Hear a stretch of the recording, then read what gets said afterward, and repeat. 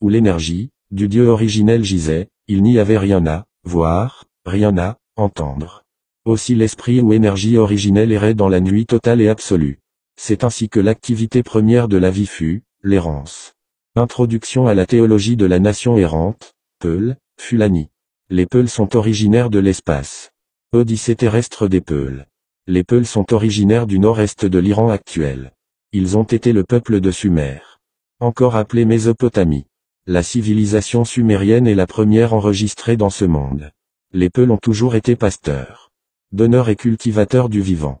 Le terme Peul est rendu par, errant, selon certains dans la langue française. Mais en réalité il signifie celui qui suit son instinct, celui qui suit son flair, celui qui obéit ou suit sa volonté intérieure, celui qui obéit à lui-même, celui qui suit son Dieu intérieur, autrement dit celui qui suit son soi, ou celui qui suit son self, ou celui qui suit son djinn. Les Peuls originels étaient longilignes, élancés, avec de grosses têtes, une chevelure abondante nouée en tresses, au physique svelte, le type alien qu'on présente généralement. Ils ont toujours eu les deux natures en eux, blanche et noire. Bien qu'autrefois l'aspect clair ou blanc était peu représenté. Peu de gens le savent aujourd'hui, mais, l'arme de prédilection dans les guerres et la défense chez les Peuls a toujours été l'arc. Les Peuls l'origine étaient de fins archers, au corps svelte. Et c'était une discipline noble chez les Peuls, une activité qui discipline celui qui la pratique. La finesse du corps et des traits, et la discipline de l'archer étaient chères aux Peuls. Les Peuls ont toujours considéré leur société tel un arbre vivant. C'est pourquoi tout village Peul possède une allée transversale appelée bolol.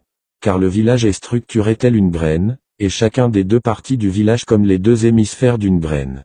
Aussi tel un arbre, les Peuls ont, dès l'origine, compris qu'il y a les branches, le feuillage d'une société, les représentants symboliques de cette partie de l'arbre sont exposés à la lumière et en surface.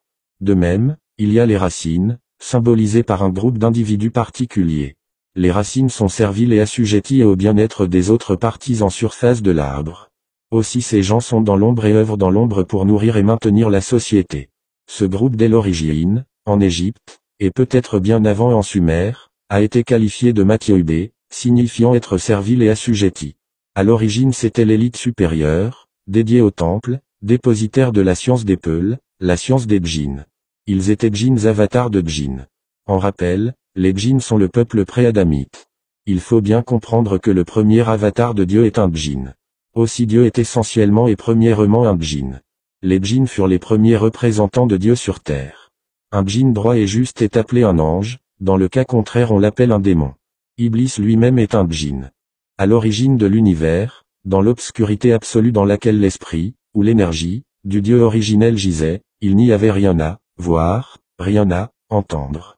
Aussi l'esprit ou énergie originelle errait dans la nuit totale et